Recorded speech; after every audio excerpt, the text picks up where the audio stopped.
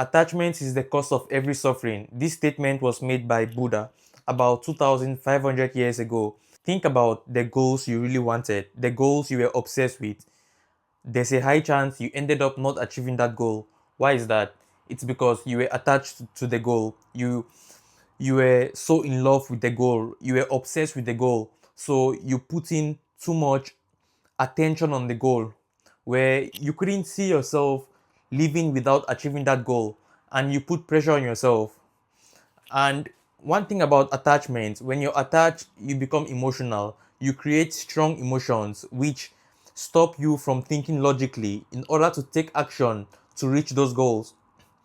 And something I noticed in my life is the moment I stopped obsessing over setting goals, that's the moment everything started working out in my favor. That's the moment I started achieving, right? I had to detach myself from my goals in order for me to actually achieve my goals. And I had to find plan Bs, because when you have a plan B, you're putting less pressure on yourself to achieve that goal. When you have a plan B, you're putting less emotions on that plan A, and you're more likely to achieve it. Attachment to goals, attachment to people, ideas, property. I don't care if it's your wife or your family members, you can't be attached to them because you're meant to lead them, right? And in order for you to lead them, you need to put emotions aside. When you're attached, you can't think logically. In order for you to be a good leader, you need to detach yourself from whatever you're trying to live. You need to detach yourself from whatever you're trying to lead to the right place. And attachment to property. I used to be obsessed with cars, obsessed with Ferraris, obsessed with making money, obsessed with buying mansions. But the older I get, the more I learn these things mean nothing. The older I get, the more I detach myself from all these materialistic things. And me detaching myself from these things, it's like it brings them further to me. And this is why I think most people will never ever achieve what they want out of life, is because they are obsessed with that thing. Most people are obsessed with cars. Most guys are car guys, right? But there's a high chance they would never ever have the kind of cars they envision, or the kind of cars they dream about. So you need to be detached from properties, from ideas. And here's why I'm not political, because I think being political is useless. The most useless thing you can ever do in life is being political, choosing if you're right or you're left, because the person you're fighting against, you can't convince them. You fighting against them is you convincing them to stay stronger to their beliefs. Do you understand? So politics is just useless.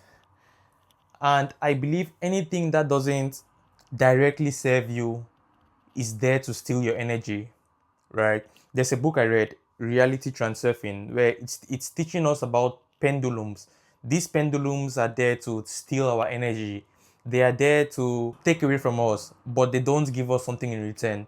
And pendulums come in the shape of religion, it can be politics, any kind of ideas where you're put in a group and you're meant to defend those ideologies. It's a cult and it's bad for you. You need to detach yourself from anything that's not directly serving you, that's not directly putting you closer to your goals. So, whenever people come to me and they ask me, what do I believe in? Sometimes people see me like a pussy because I'm like, bro, I don't care. I don't have an opinion, right? I'm I'm more of a centrist. Like, I'm in the center. I think logically.